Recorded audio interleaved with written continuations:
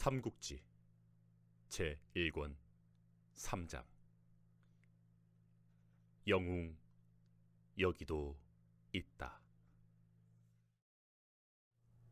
합이 서북 태산 줄기가 나무로 흐르다 문득 맺혀 이룬 어떤 산골짜기였다. 골짜기 바닥 한때는 논밭이 있었던 곳인 듯 수북한 잡초 사이로도 군데군데 논두렁과 밭둑의 흔적이 있는 제법 넓은 벌판으로 한 무리의 인마가 들어서고 있었다. 모두 합쳐 150이나 될까. 20여 기의 기마를 앞세운 보졸들이었다. 복색으로 보아서는 관군 같았지만 앞선 대6기를 제하고는 갑주도 병장기도 허술하기 짝이 없었다. 모두 서라. 갑자기 맨 앞에 선 장수가 말고삐를 당기며 나직이 외쳤다. 아직 22옷밖에 되어 보이지 않는 청년 장수였다. 곰의 어깨에 범의 허리라는 말이 그대로 들어맞는 날렵하면서도 굳세어 보이는 체격의 위험 가득한 얼굴이 한눈에 비범함을 알아볼 수 있을 만했다. 한당, 여기쯤이 어떤가? 군사를 멈추고 다시 한번 주위의 지세를 살피던 그 청년 장수가 문득 곁에 선 마궁수 차림의 군관에게 물었다. 역시 22옷 정도의 청년인데 한눈에 타고난 무골로 보였다. 그도 대장을 따라 다시 한번 주위를 둘러보더니 천천히 대답했다. 역시 적을 유인해 볼 만한 곳입니다. 그러자 청년 장수는 다시 군사들을 돌아보고 나직이 소리쳤다.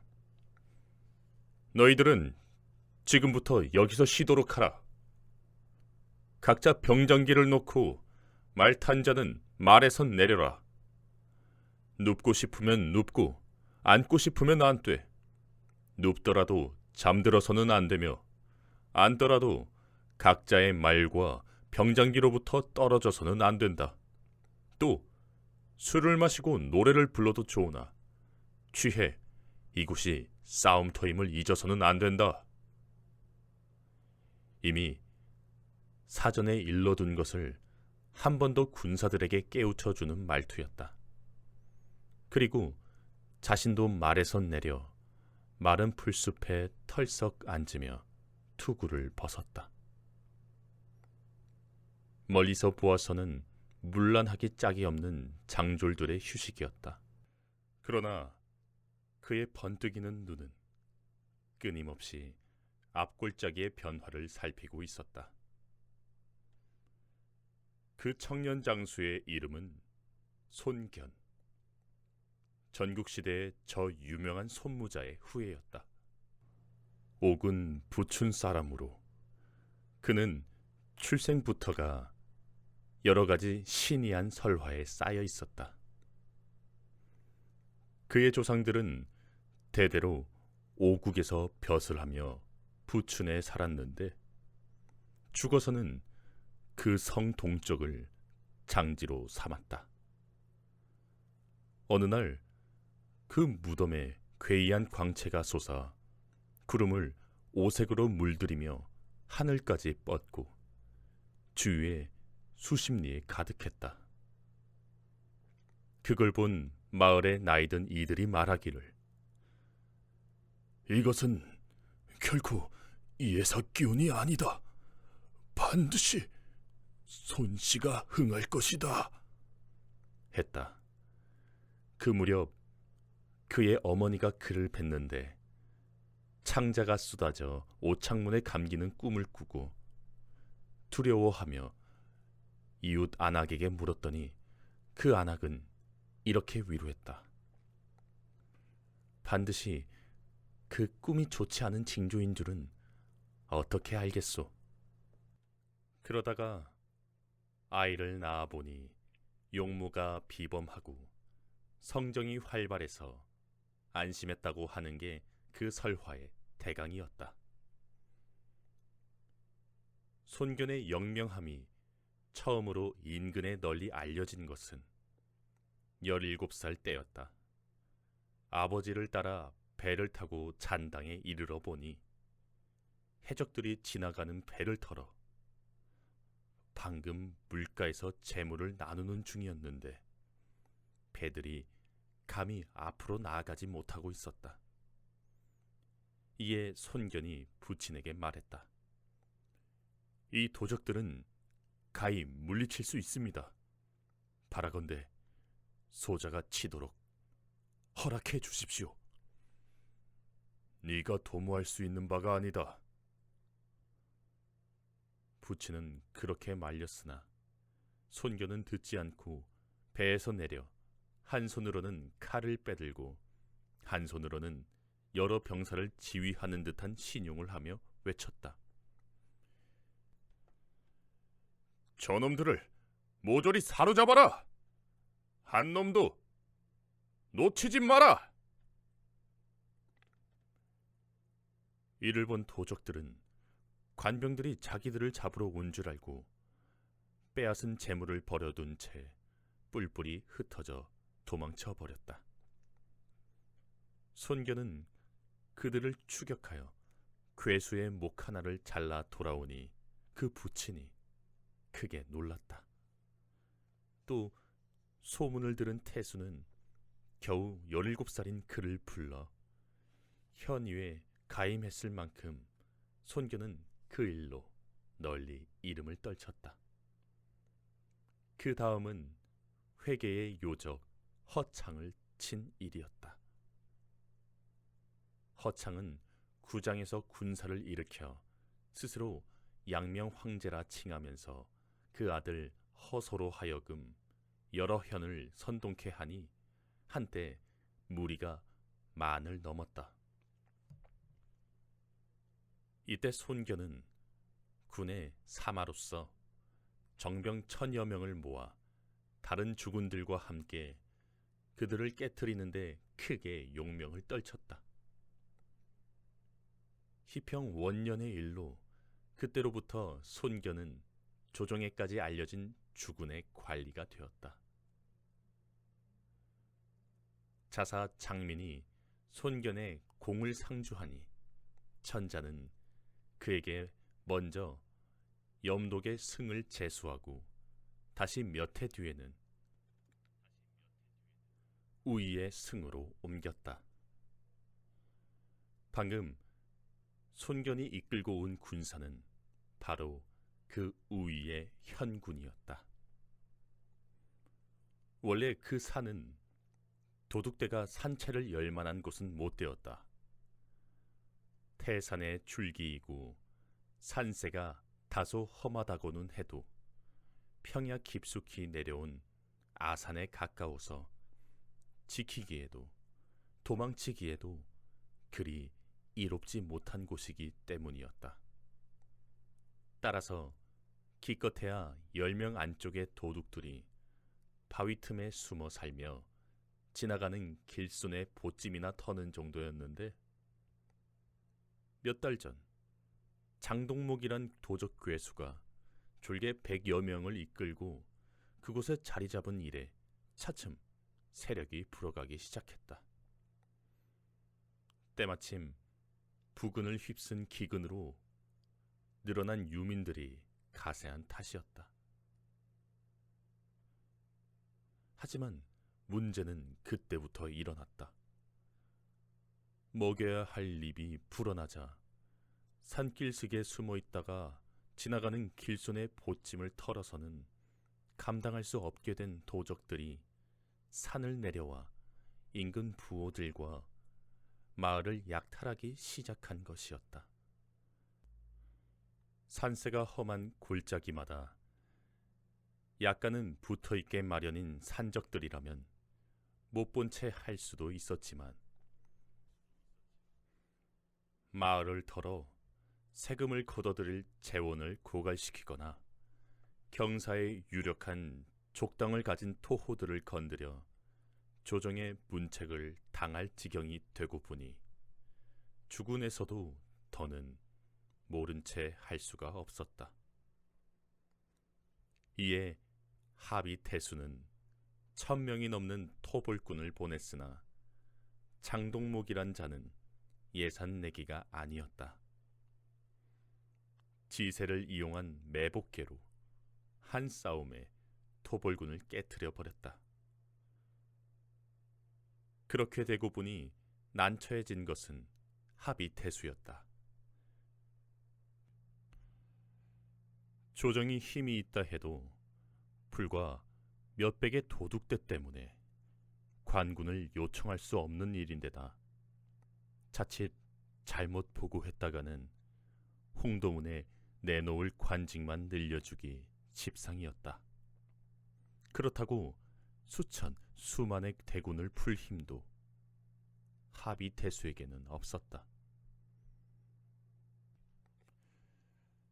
징병제가 제대로 실시될 수 있을 때 같으면 농민군 몇만은 어떻게 긁어모을 수도 있겠지만 토지가 몇몇 부호들에 몰려버린 상태에서는 군역을 담당한 양민의 수가 그리 많지 못했다. 방법은 모병뿐인데 그렇게 하기에는 또 재정이 넉넉지 못했다. 그때 태수가 생각해낸 것이 우위의 승인 손견이었다.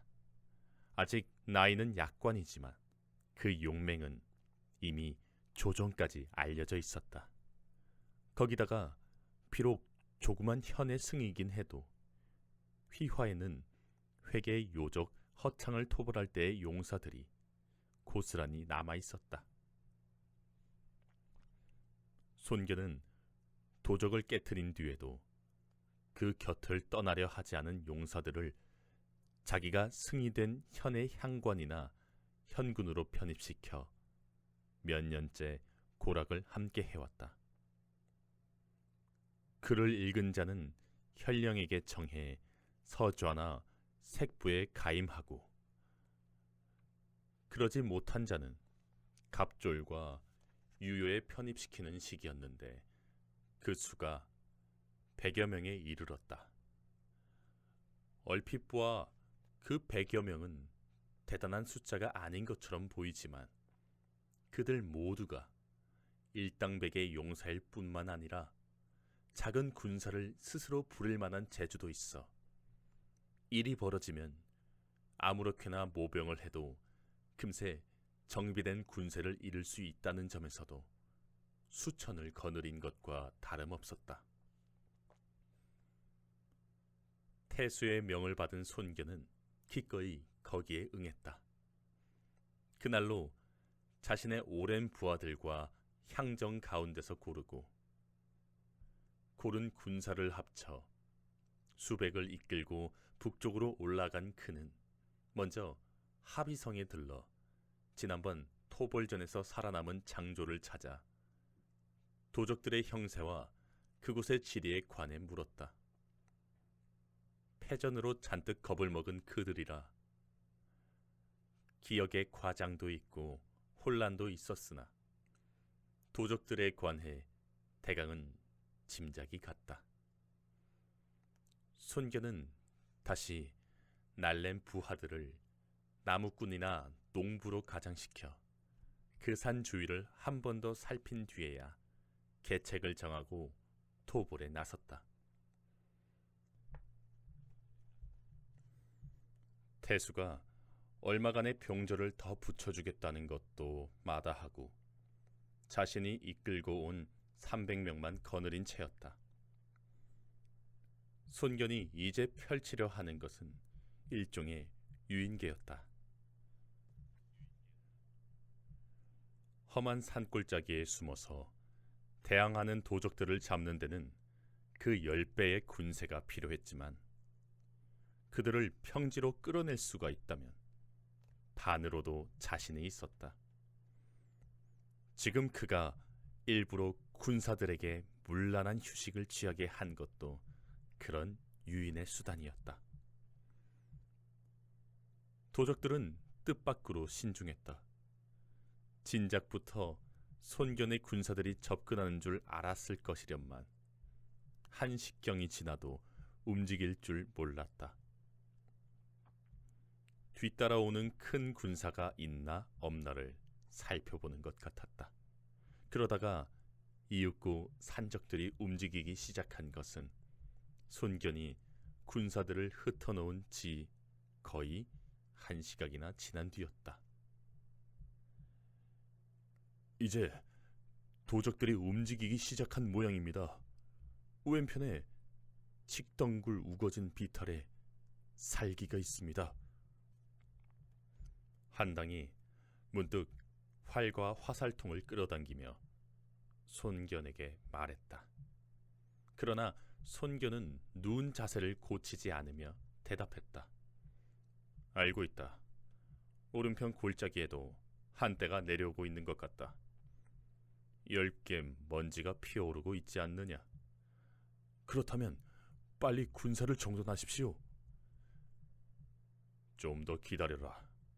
만약 도적들이 급히 지쳐오면 어떻게 하시렵니까? 걱정 마라. 아직 500~600보의 거리가 있다. 날랫말로 달려와도 병정기를 잡고 말에 오를 시간은 있을 것이다. 거기다가 정공과 황공에게도 시간을 벌어주어야 하지 않겠느냐. 손견이 그렇게 말하자 한당도 더는 서두르지 않았다. 지난 몇 년 손견을 따라다니면서 저절로 몸이 밴 믿음 때문이었다. 한당의 자는 의공, 멀리 요서 영지가 고향이었다. 일찍 관내로 들어와 이리저리 흘러다니다가 8살에 손견을 만났다. 당시 손견은 회계의 요적 허창을 치기 위해 의군을 모집하고 있었는데 마침 오군을 떠돌던 한당이 그의 막하를 찾아든 것이었다. 글은 별로 배우지 못했지만 말타기와 활쏘기에는 능하고 완력도 남다른 데다 큰 칼을 잘 써서 금세 용사들 가운데서 눈에 띄지 않을 수 없었다. 거기다가 나이가 비슷한데도 상하를 흐트리는 법이 없고 명을 받으면 자기 몸을 돌보지 않으니 자연 손견의 아낌을 받아 그 뒤 5년째나 손견의 좌우에서 손발이 되어 일했다. 한당은 허창이 죽은 뒤에도 손견 곁에 머물고 있는 용사들 가운데서 향관조차 사양하고 순수하게 손견의 사람으로만 남아있는 유일한 사람이었다. 무엇 때문인지는 모르지만 그는 대단찮은 향직에 얽매이는 것보다는 손견만을 위해 일하는 쪽이 더 보람있게 여겼다. 이 사람이라면 내 삶을 한번 의탁해볼 만하다. 그것이 손견을 볼 때마다 느끼는 한당의 기분이었다. 한당, 이제 말에 올라 병졸들을 정돈하라. 갑자기 손견이 그렇게 소리치며 자신도 훌쩍 말등 위로 뛰어올랐다. 그러자 한당이 무엇라고 전할 필요도 없이 어지럽게 흩어져 쉬고 있던 병졸들이 제각기 병장기를 꼬나지고 대오를 갖추기 시작했다. 썩을 대로 썩고 무기력할 대로 무기력한 관군으로는 믿기 어려울 만큼 민첩한 대응이었다. 그러고 보면 그들의 차림도 겉으로는 허름한 베옷이었지만 안으로는 대개 갑옷을 받쳐 입은 채였고 무기도 질질 끌고 다니거나 팽개쳐 두었을 때는 허술해 보였지만 힘있고 잡고 선 걸 보니 각기 특색 있는 매서운 것들이었다. 하지만 맞은편 골짜기 쪽에는 별달리 변화가 일어나지 않았다. 왼편 칡동굴 우거진 비탈도 오른편의 굽은 골짜기도 여전히 무거운 살기만 감돌 뿐 조금 전과 마찬가지였다. 주공, 무슨 일이십니까? 한당이 의아로운 듯 물었다. 그러자 손견은 말없이 손을 들어 맞은편 산등성이를 가리켰다.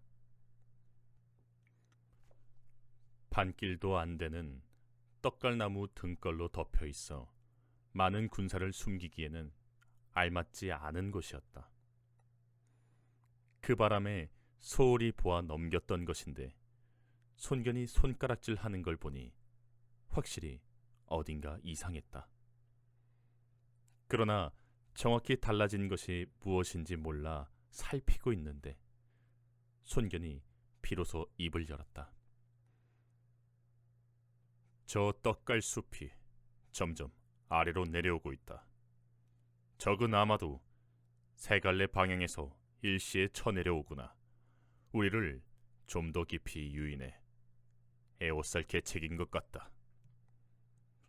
장동목이라는 자 오랫동안 농림에서 지낸 자임이 틀림없습니다. 과연 주공의 계책에 말려들지 걱정입니다. 만약 며칠 전 크게 관군을 물리친 적이 없었다면 그자는 결코 걸려두지 않을 것이다. 하지만 지금은 다르다. 그들은 아직 큰 승리에 취해 있다. 이만큼이나 자중한 것만도 대단한 일이다. 손견은 그렇게 말하고는 군사들을 향해 외쳤다. 자, 이제 그만 돌아가자. 이만하면 태수님께 할 말은 있다. 도적대는 우리가 무서워서 깊이 숨어버렸다고 하면 된다. 알겠느냐?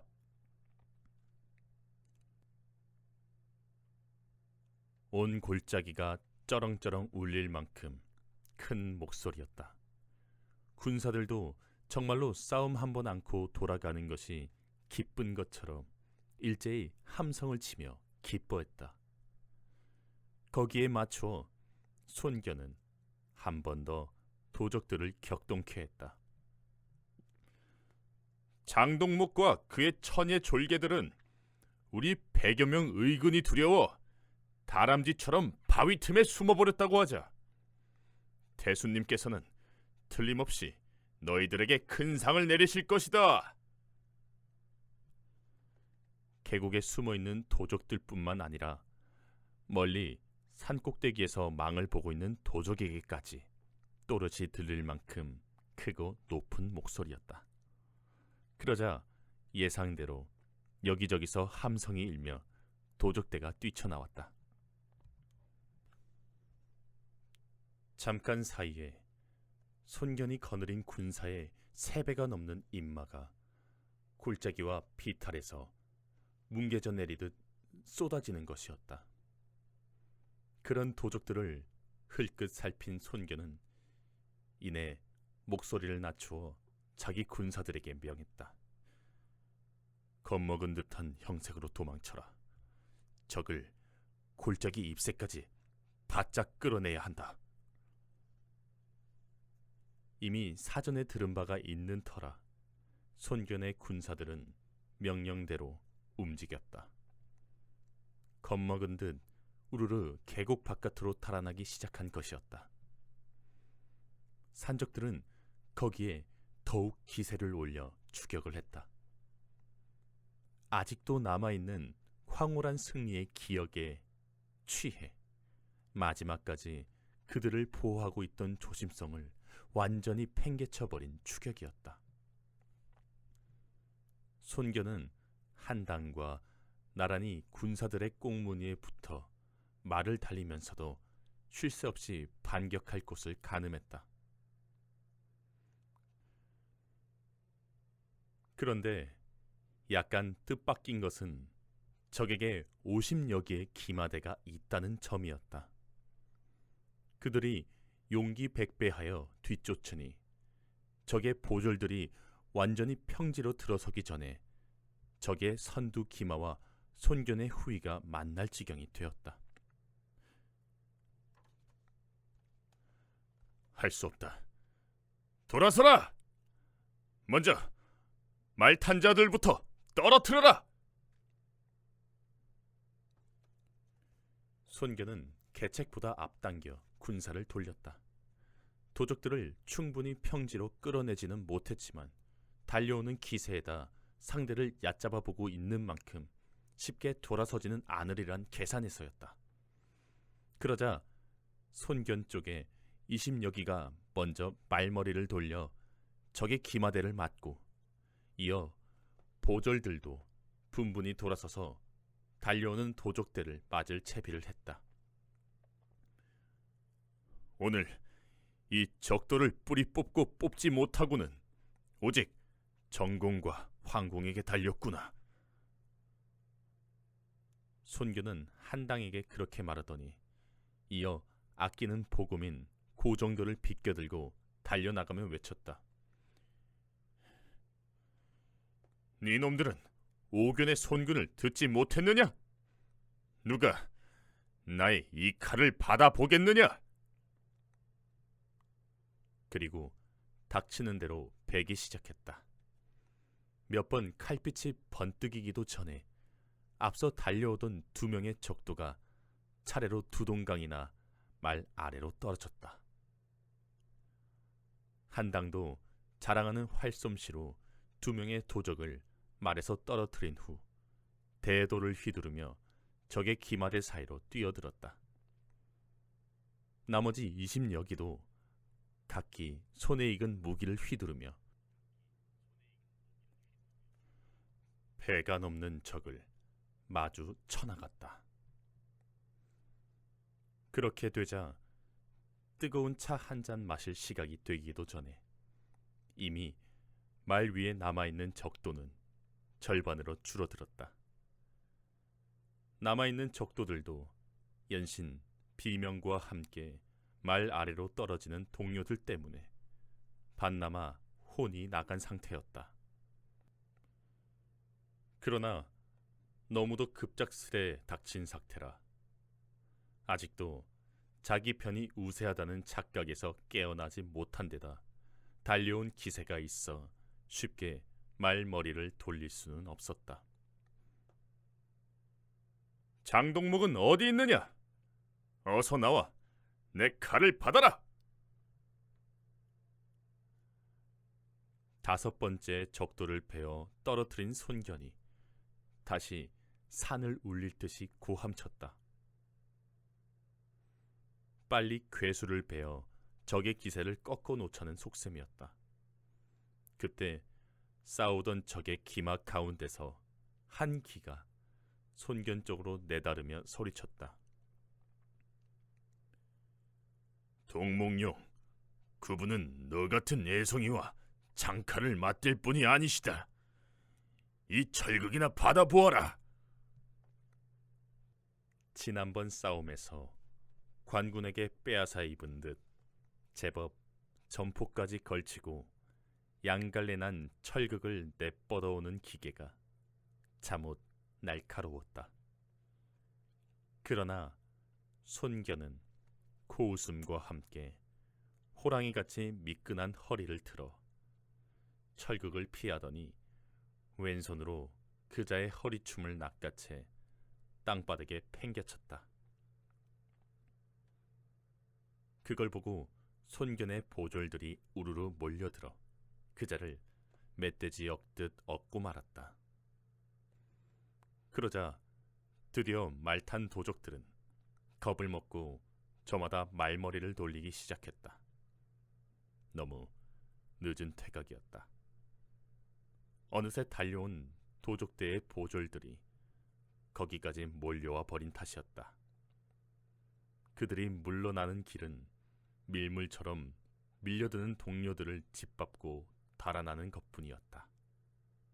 그때 말을 탄 채 뒤따라오는 도적제를 지휘하던 도적 하나가 쫓겨오는 저희 기마대 앞으로 말을 내달리며 소리쳤다. 도망치지 마라. 우리가 왔다. 관군은 몇 놈 되지 않는다. 그리고 자기의 외침에도 불구하고 다급한 김에 걸어오는 도적 하나를 창으로 찔러 떨어뜨리며 더 크게 외쳤다. 누구든 물러서는 자는 베겠다. 돌아서서 싸우라.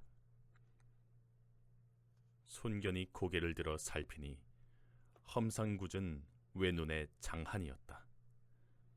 짐작대로라면 그자가 동목령이라고 불리는 장동목임에 틀림없었다. 검은 준마에 의젓이 앉은 품이 제법 한 무리의 우두머리다운 위엄이 있었다.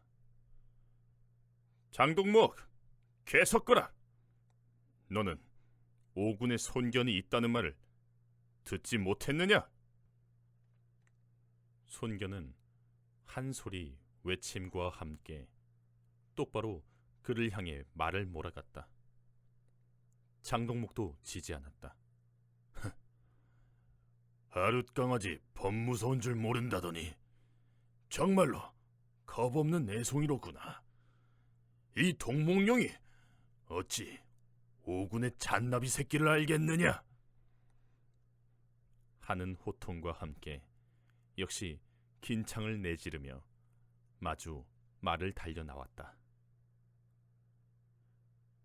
그러나 미처 손견에게 다가오기도 전에 한 마궁수 차림의 장수가 대도를 춤추듯 휘두르며 길을 막았다. 이놈! 닭 잡는데 어찌 소 잡는 칼을 쓰겠느냐? 네 놈의 목은 내가 맞겠다. 바로 한당이었다. 천에 하나라도 손견의 실수가 있을까 하여 스스로 싸움을 가로막고 나선 것이었다. 두 사람의 맞붙는 기세가 얼마나 흉흉한지 잠깐 동안에 싸움터 가운데는 두 사람만을 위한 공터가 생겼다. 장동묵은 싸움 솜씨에 있어서도 괴수로서 부족함이 없었다. 손견의 휘하에서는 가장 뛰어난 검수인 한당을 맞아 싸우는데도 조금도 밀리는 기색을 보이지 않았다. 그러자 그의 졸개들도 다시 힘을 얻어 골짜기 사이에 좁은 평지에서는 한바탕 혼전이 벌어졌다. 손견은 그런 그들의 기세를 꺾기 위해 한당과 협격할까 생각했으나 마음을 돌려 나머지 기마대를 휩쓸기 시작했다. 다시 손견의 칼이 번뜩이는 곳에 대여섯 개의 임자 이름 목이 우수수 굴러 떨어졌다. 그러나 워낙 수가 많은 도적대라 시간이 흐를수록 손견 쪽이 불리해져 갔다. 그때였다. 갑자기 서편 산길슥으로 한때의 군사들이 고함을 치며 쏟아져 내려왔다. 처음 도적들은 자기들 뒤에서 나는 함성이라 자기 편인 줄 알았으나 그 방향을 보자 이내 동요하기 시작했다. 그쪽 산허리는 기수가 감돌고 있어 평소에 지키는 패거리가 없는 곳이었다. 반면 손견군은 그 함성을 듣자 갑자기 힘이 두 배로 불어난 듯 도적대를 밀어붙이기 시작했다. 정보와 황계가 때맞춰 와주었구나. 손견도 그렇게 안도의 한숨을 내쉬며 한당 쪽을 바라보았다. 장동목도 그걸 알아차린 모양이었다. 갑자기 한 차례 미친 듯 창을 휘둘러 한당을 물러나게 한 뒤에 말머리를 돌려 달아나며 졸개들에게 외쳤다. 산채로 돌아가자. 북쪽 계곡으로 물러나라. 그리고 말굽에 졸개들이 상하는 것도 아랑곳 없이 급히 북쪽으로 말을 내몰았다. 우두머리가 그 꼴이니 졸개인들 성할 리 없었다. 일시에 창칼을 내던지고 역시 북쪽 계곡으로 내닫기 시작했다. 한다! 빨리 저 괴수를 쫓으라. 만약 정공과 황공이 앞을 막지 못하면 이 도적들을 뿌리 뽑지 못한다. 손교는 그렇게 외치며 스스로 앞장서서 장동목을 추격했다. 하지만 쓸데없는 걱정이었다. 서쪽 능선을 타고 내려온 관군은 마치 손견의 그런 속마음을 알고 있다는 듯 싸움터로 달려오는 대신 먼저 북쪽으로 달려가 좁은 계곡 입구를 틀어막아 버렸다. 앞으로 나갈 수도 물러설 수도 없는 도적들은 거기서 완전히 무너져 내렸다. 아직도 자기들이 머릿수로는 훨씬 우세한데도 아무도 그런 걸 기억해내는 자는 없었다. 간혹 지은 죄가 많은 자는 발악적으로 돌아서서 관군에 대항하기도 하고 혹은 칡동굴에 매달려 가파른 산등성이로 달아나기도 했지만 대부분은 그대로 땅바닥에 엎드려 목숨을 빌 뿐이었다. 그러나 장동목을 비롯한 몇몇 우두머리급은 달랐다. 항복해 보았자 목이 남아날 리 없고 그렇다고 말 타고 전포까지 걸친 몸으로 졸개들처럼 칡동굴에 매달려 가파른 비탈을 기어오를 수도 없는 그들은 한층 흉흉한 기세로 길을 열려 들었다. 하지만 길을 막고 있는 관군도 완강했다. 비록 기수를 건너느라 마필은 없었지만 앞선 두 장수가 각기 쇠 채찍과 긴 창으로 막으니 뚫고 나갈 수가 없었다. 장동목과 몇몇 우두머리는 거기서 다시 한 차례 선불 맞은 멧돼지처럼 날뛰었으나 결국은 뒤따라온 손견의 협격을 받자 차례로 목없는 시체가 되고 말았다. 황공복, 때 맞추어 잘 와주었어. 하마터면 도적의 괴수를 놓쳐 뒷날에 우한거리를 남길 뻔했소. 손견은 적도들의 수급을 거두게 한 후 서쪽 능선을 타고 온 두 장수들 가운데 좀 나이가 젊은 쪽을 향해 그렇게 치하했다. 그의 이름은 황계로 공복은 그의 자였다. 영릉군 철릉 사람이었는데 그는 어려서 부모를 잃고 어렵게 자랐다. 그러나 가난하고 비천한 중에서도 큰 뜻을 품어 보명한 이와는 벗하지 않고 장작을 내다 팔아 살면서도 항상 서책을 가까이 하고 병법을 열심히 익혔다. 나이가 차 군리가 되어 손견이 염독의 승이 되었을 때는 그 역시 염독의 위로 있었다. 그러나 한번 손견을 본 뒤 그의 인품에 반하여 손견이 우의 승으로 옮겨 앉게 되자 그도 태수에게 청을 넣어 함께 따라온 것이었다. 참을성이 많고 생각이 깊은 데다 한자로 쇠채찍을 잘 써. 손견도 그를 형제처럼 여기고 일생의 고락을 함께하기로 한 사이가 되었다. 이번에 손견이 특히 오군에서부터 자신을 따른 용사들을 주어 적의 뒤를 돌게 한 것도 그런 그에 대한 믿음 때문이었다. 차가운 기수를 건너고 험한 절벽을 기어올라 도적들이 지키지 않는 서쪽 능선을 타고 내리는 계책을 성공시키는 데는 오군 자제들의 익숙한 물질 외에 그의 참을성과 신중함 또한 꼭 필요한 요건이었다. 강동의 자제들이 몸을 아끼지 않아 무사히 시각에 맞게 될 수 있었습니다. 강물이 차지 않았소? 도적을 없애 백성을 편안케 하는 일에 어찌 살가죽이 찬 물에 잠기는 걸 꺼리겠습니까? 더구나 이 개는 물질이 서툴러 뗏목을 엮고서야 기수를 건넜습니다. 손견의 치하에 어디까지나 겸손한 황계의 답변이었다. 이에 손견은 다시 황계 곁에 긴 창을 짚고 서 있는 다른 장수를 향했다. 공에게 먼 길을 돌게 해놓고 곧 후회했소. 차라리 사람이 많아 도적들에게 들킬 염려가 있더라도 황공과 함께 기수를 건너게 하는 편이 옳았을 것이오.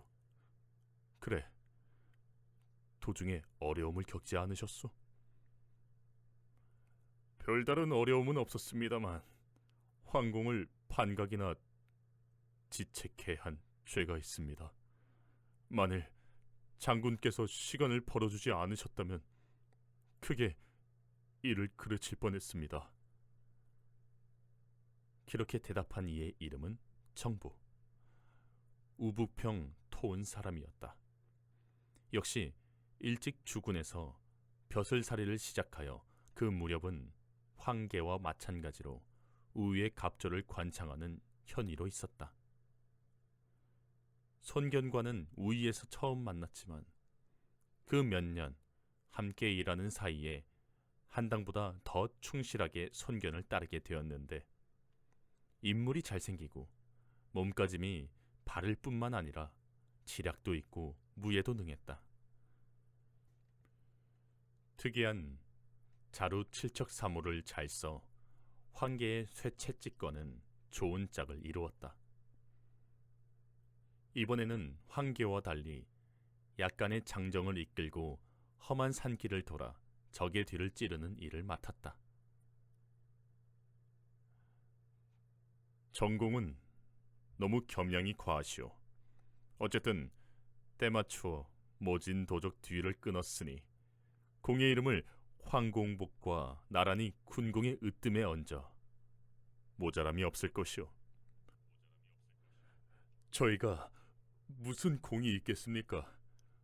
모두가 우이승께서 미리 헤아리신 바를 크게 넘지 않았을 뿐입니다.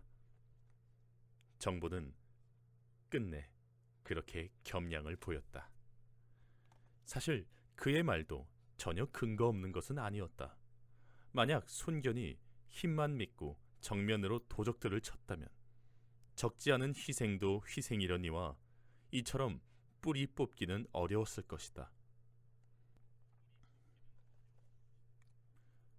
숨어 있다가 치고 형세가 불리하면 산속으로 달아나 버리는 것이 지리에 밝은 도적들이 즐겨 쓰는 계략이었기 때문이었다. 손무자의 피가 그에게도 흐르는 탓인지는 몰라도 손견은 용맹과 무예에 못지않게 병법에도 밝았다. 따라서 먼저 번 관군이 실패한 까닭을 세밀히 살핀 끝에 손견이 정한 계책은 바로 방금 도적들을 뿌리 뽑은 그 계책이었다.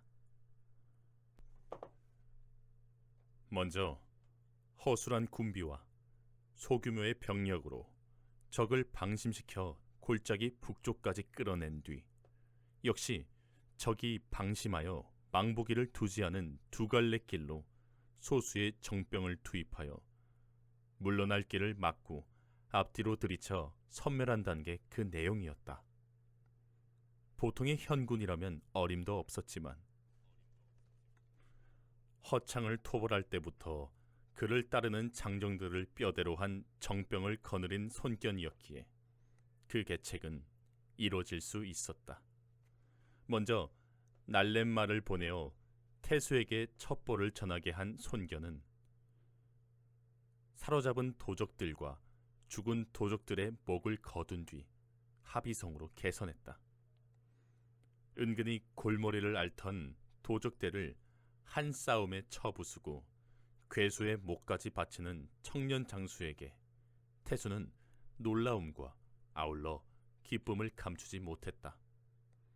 놀라움은 천여 명의 관병으로도 오히려 패했던 도적대를 불과 300의 장정으로 깨끗이 뿌리 뽑은 때문이었고, 기쁨은 세금의 근원을 마르게 하는 우환거리를 없앰과 함께 조정의 문책도 면하게 된 데서 온 것이었다.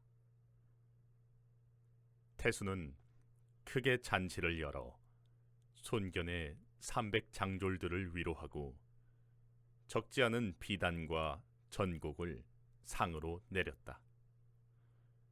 그리고 덧붙여 이르기를 그대 같은 인재를 우리 같은 작은 고을에서 썩게 할 수는 없다. 마땅히 그대의 공을 조정에 알리려니와 위에서 허락이 있으면 그대를 이 합의의 승으로 부르리라 했다. 뒷날 손견에게 고향인 옥은 못지않게 귀중한 근거가 되는 합의와의 인연은 그렇게 시작되었다.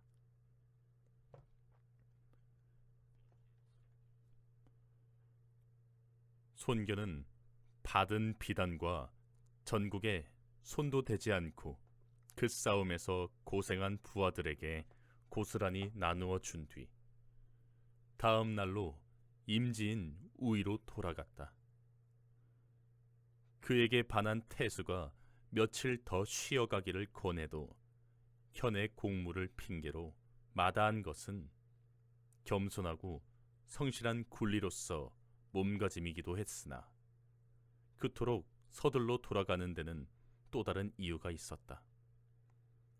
이제 갓 돌이 지난 아들 책과 함께 자신을 기다리는 슬기롭고 아름다운 아내 때문이었다. 손견은 한번 야성에 불이 붙으면 범같은 용맹으로 싸움터를 누비는 장수였지만 한편으로는 이제 겨우 23인 신혼과 다름없는 시절의 젊은 남편이기도 했다.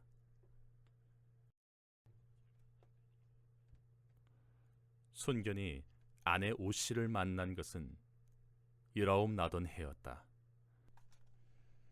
무슨 일인가로 전당에 들렀던 그는 오경이라는 청년을 알게 되었다. 이태 전 그곳에서 꾀와 배짱으로 수적들을 쫓고 빼앗긴 재물을 찾은 일로 널리 이름을 얻은 손견과 친하고자 찾아온 협사였다. 손견도 그 인물됨이 그리 천박하지 않음을 알고 그와 사귀기를 구태여 마다하지 않았다. 오경은 원래 손견과 마찬가지로 오군 사람이었으나 그 부친 때에 전 땅으로 옮겨 살게 되었다. 아직 어릴 때 부모가 나란히 세상을 떠나 손이 누이 둘과 외롭게 지내고 있었는데 그 누이가 바로 손견의 아내인 오씨였다. 오씨 역시 그때 이미 그 아름다움과 슬기로움으로 이웃에 널리 알려진 규슈였는데 어느 날 오경을 찾아갔다가 우연히 그녀를 보게 된 손견은 한눈에 반하고 말았다. 그리하여 생전 처음 겪는 기묘한 열병에 들떠버린 손견은 그날부터 그 동생인 오경을 통해 한번 만나줄 것을 간청했지만 오 씨의 반응은 냉담하기만 했다. 여자란 출가하기 전에는 오직 부모님의 말씀에 따를 뿐입니다. 저희 남매가 비록 일찍 부모를 여의었다 하나 저희에게는 부모 못지않게 돌봐주는 숙부님이 따로 계십니다.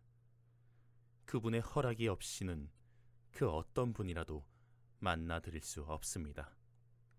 그것이 아우를 통한 오 씨의 대답이었다. 이에 손견은 할 수 없이 부친을 졸라 그들 남매를 돌봐주는 오항이라는 이에게 정식으로 혼담을 넣어보았다. 손견의 부친은 아들의 갑작스런 요구에 놀랐지만 알아보니 며느리로 삼아 모자랄 것 없는 규수였으므로 아들의 말을 들어주었다. 그러나 오항의 태도 역시 냉담했다. 그 자의 이름은 나도 익히 들었다. 하지만 온당한 이름이 못 된다. 세상 사람들은 그가 혼자서 도적대 사이로 뛰어든 걸 용기로 보지만 나는 오히려 그걸 달리 부르고 싶다. 만약 도적대가 어리석지 않아 일제히 칼을 빼들고 대항했으면 어찌 됐겠느냐. 변변찮은 그 이름은 물론 목숨조차 보존하지 못했을 것이다. 일시의 혈기를 이기지 못해 부모에게 받은 귀한 몸을 가벼이 위태로움 속에 내던지니 이는 가벼움이라 불러 마땅하다. 또 세상 사람들은 그가 도적대를 속인 것을 지혜로 보나 지혜와 속임은 전혀 다르다. 속임은 요행을 바라 행하는 거짓이요, 지혜는 어떤 경우에도 어그러지는 법이 없는 일에 바른 꿈입니다. 그는 요행 거짓으로 도적대를 물리쳤을 뿐 도적들에 대항해도 이길 수 있도록 이를 꾸몄던 것은 아니다. 간사한 꾀에 지나지 않는다. 거기다가 더욱 이 혼인을 허락할 수 없는 것은 그가 그 두 가지로 뜻한 바를 이루었다는 점이다. 앞으로도 더욱 자주 그 둘에 의지할 것이니 그런 자에게 어떻게 네 누이를 맡기겠느냐? 오황이 오경을 통해 밝힌 거절의 이유는 그러했다. 한편으로 지나치게 고루한 유자의 관점이었지만 다른 한편으로는 어느 정도 이치에 닿는 말이기도 했다. 그 말에 크게 노한 손견은 그 자리에서 장검을 뽑아들고 맹세했다. 내 반드시 이 칼로 그 늙은이의 목을 베어 오늘의 이 부끄러움과 한을 씻으리라. 한번 화가 나면 물불을 가리지 않는 손견이고 보면 반드시 헛맹세로 돌릴 수도 없는 일이었다. 거기다가 속으로 은근히 손견을 매부로 삼고 싶던 오경은 곧바로 그 일을 숙부와 누이에게 전했다. 그러자 오 씨는 조용히 숙부를 찾아가 말했다. 저를 손 씨에 출가하도록 허락해 주십시오. 그게 무슨 소리냐? 어찌하여 이 못난 진려 때문에 화를 취하십니까? 이렇게 된 것도 다 하늘의 뜻인 듯 하오니 그만 허혼하십시오. 까짓 어린 것이 홧김에 하는 말을 두려워할 게 무엇이냐? 그 일 때문이라면 너무 걱정할 거 없다. 소녀에게도 눈과 귀는 있습니다. 숙부님의 염려하심은 마땅하나 또한 세상은 헛된 이름을 전하는 법도 없습니다. 소녀는 그 이름에 한 몸을 맡겨보고자 하는 것입니다. 그러자 한동안 생각에 잠기던 오향은 마침내 진려의 원하는 바를 허락했다. 네 뜻이 그러하다면 막지는 않겠다. 그러나 살아가는 도중에 어떤 불행을 당하더라도 이 아제비를 원망하지는 마라. 실로 어렵게 이루어진 혼인이었다. 하지만 그렇기 때문에 부부의 금실은 한층 좋았다. 어떻게 보면 성격이 거칠고 격한 손견에게 슬기롭고 부드러운 오씨는 하늘이 정한 배필일지도 모를 일이었다. 손견의 번뜩이는 재주와 오씨의 꼼꼼한 살핌도 마찬가지였다. 그리하여 그 둘의 결합에서 손책, 손건 같은 영걸들이 태어나게 된다. 우위로 돌아와 군사들을 흩어보낸 손견은 따로 소를 잡고 술을 빚어 작은 잔치를 벌였다. 이번 싸움에 몸을 아끼지 않고 자기를 위해 쌓은 신복들을 위로하는 사사로운 잔치였다. 그 자리에는 오금부터 그를 따라온 100여 명의 장사들과 한당, 황계, 정보 외에 처남 오경과 또 한 사람의 장제 조무가 불려왔다. 조무는 역시 허창의 난을 진압할 때부터 손견을 따른 장수로 한벌 쌍도를 잘 쓰는 사람이었다. 손견이 뽑아가 버린 나머진 군사로 손견의 처남 오경과 함께 우위를 지키느라 싸움에는 참가하지 못했지만 그 때문에 걱정 없이 우위를 비울 수 있었던 점에서는 그들 또한 공이 없지 않았다. 잔치를 벌인 날, 손견은 하루 종일 시졸들과 함께 어울려 아래 위 없이 즐기고 놀았다. 허창을 토벌할 때도 손견이 적은 군사로 큰 공을 세울 수 있었던 것은 바로 그런 혈육 같은 정으로 아래 위가 합심하여 싸운 덕택이었다. 그러다가 손견을 중심으로 한당, 조무, 황계, 정보, 오경 6사람만이 오붓한 술자리를 가지게 된 것은 제법 밤이 이슥할 무렵이었다. 싸움에 이기신 것을 경하드립니다. 듣기에 매부께서 직접 적의 괴수를 베셨다고요? 오경이 한 잔 가득 술을 따라 바치면서 그렇게 치하했다.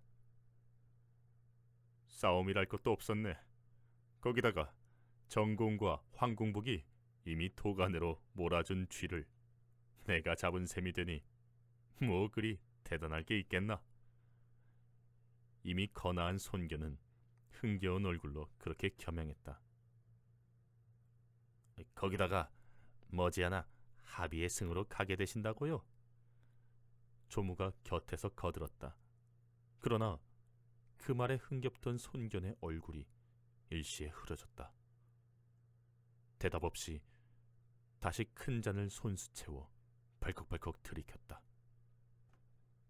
조무가 근심스레 물었다. 주공께서는 무슨 근심이 있으십니까? 우위의 승으로 썩기 아까우니 하비의 승으로 부름하고? 그럼 이 손견이 겨우 하비의 승으로나 맞다는 말이냐? 장군, 그건 그렇지 않습니다. 하비는 유서가 깊은 군국이요 물산이 풍부하고 백성들이 많이 모이는 서주의 심장 같은 곳입니다. 장군이 만족할 만큼 큰 물은 아니라 해도 이 궁벽한 우위와는 될 바가 아닙니다. 정보가 손견의 말에 조심스레 대꾸했다. 그러나 손견은 술 탓인지 한 번 토한 불만을 거두어 들이려 하지 않았다.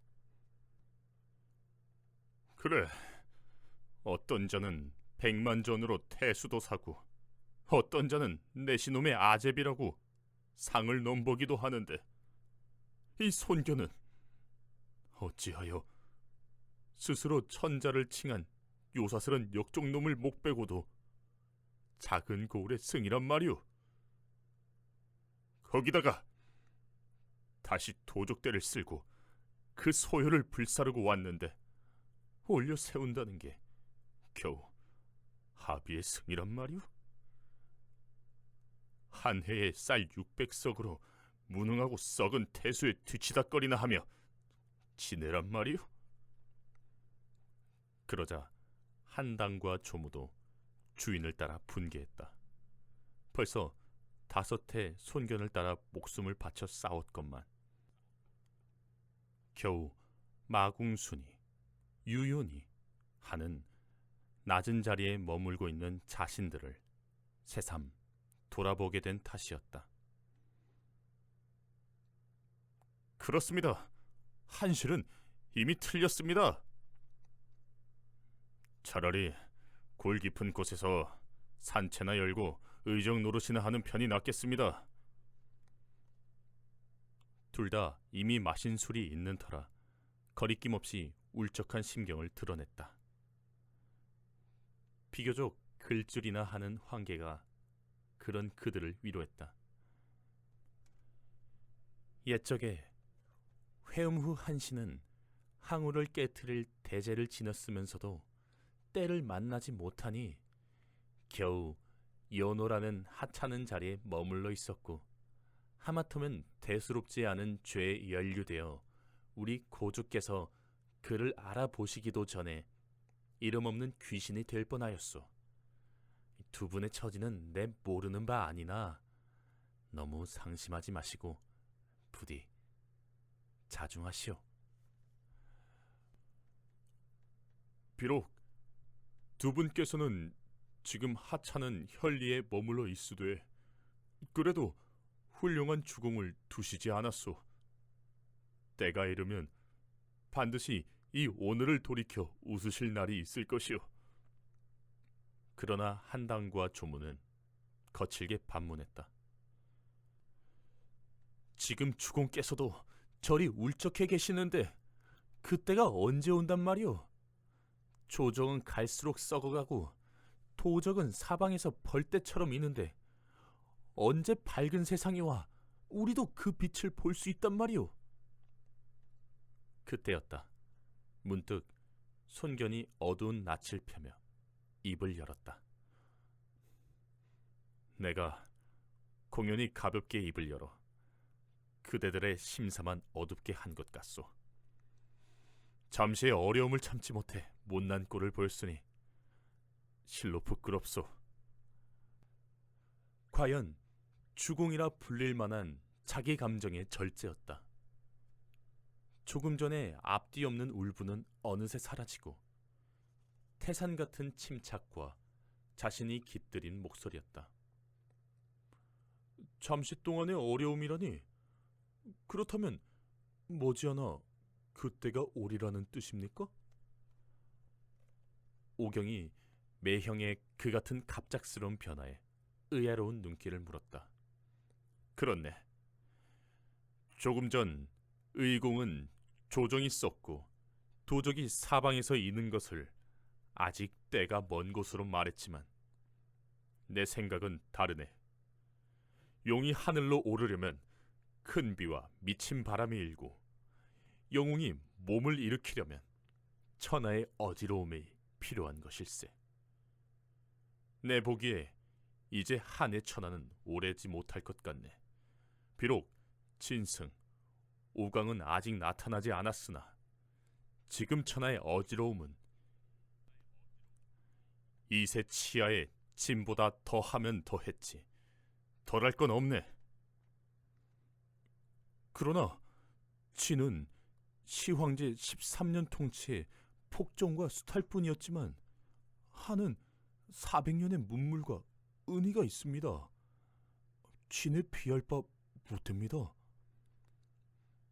그래도 영웅이 몸을 일으키기에는 충분한 어지러움일세. 만일 한의 희망이 있다면 한을 도와 도적을 무찌르고 도적이 강해 한이 먼저 쓰러지면 주인 없는 천하를 다투어 보는 것일세. 밀라는 일고 도적대는 날뛸수록 우리가 기다리는 때는 가까워진다고 볼 수 있네. 그 대담한 말에 나머지 사람들은 잠시 선뜩하여 입을 다물었다. 그러나 손견은 이미 내친김이어서인지 한층 서슴없이 속마음을 털어놓았다. 거기다가 더욱 때를 앞당겨주는 명분의 혼란일세. 세상이 평온할 때는 지킬 때에는 언제나 외길일세. 그러나 세상이 어지러워지면 대의도 따라서 어지러워지네. 지금도 당연히 부끄러워할 도적들은 오히려 의를 내걸고 당당해야 할 관리들은 거꾸로 도둑으로 몰리고 있네. 이렇게 나가다 보면 백성들은 점점 어느 쪽에 옳은 명분이 있는지를 구분할 수 없게 되고 마침내 힘이 곧 대의가 되는 시대가 오고 말 것이네. 바로 영웅들이 묶여있던 명분의 사슬에서 풀려나 저마다 새로운 명분으로 몸을 일으킬 수 있는 시대 말일세. 그리고 갑자기 엄숙해진 좌중을 둘러보더니 자마다 손수 가득 술을 따른 후 자기 잔을 높이 들며 소리쳤다. 자, 이제 그런 뜻에서 함께 잔을 비웁시다. 내 지금껏 드러내놓고 말한 적은 없지만 그대들의 뜻도 나와 크게 다르지는 않을 것이오.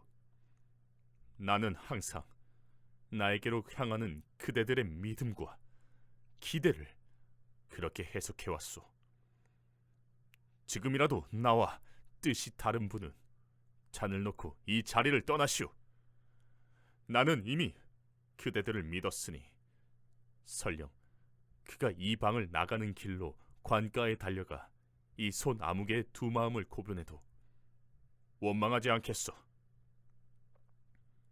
그 같은 말이 너무 갑작스러운 탓에 잠시 놀랐던 사람들도 손견이 그 말과 함께 훌쩍 자기 잔을 비우자 작은 망설임도 없이 입을 모아 말했다.